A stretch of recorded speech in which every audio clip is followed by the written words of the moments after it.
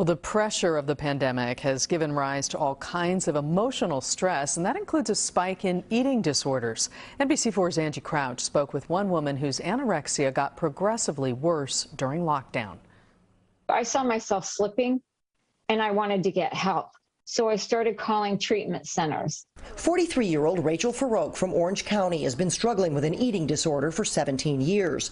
After suffering abuse in her late 20s, she began starving herself as a way to regain control in her life. We first introduced you to FARROKH in 2015 when she was raising money for treatment. She made progress over the years, but when the pandemic hit, she returned to unhealthy habits. Especially during the pandemic, since we're all out of control, the things that we go to, or I tend to go to, are food, what I can control. FARROKH is one of nearly 30 million Americans who suffer from an eating disorder. While most are women, about a third are men.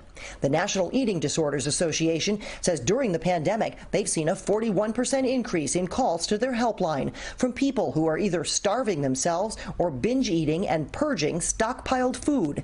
Some of the patients say food scarcity at the start of the pandemic was particularly triggering. This was another stressor that really made things challenging for people who are trying to navigate good coping skills and a good relationship with their body or with food. Many treatment centers like Keystone in Los Angeles expanded their online support services during lockdown. In the beginning, there was like the quarantine 20 or whatever, like they were saying to lose weight. And all of that pressure doesn't help when someone is struggling with an eating disorder. RACHAEL FARROKH is now getting the support she needs through outpatient treatment and online support groups.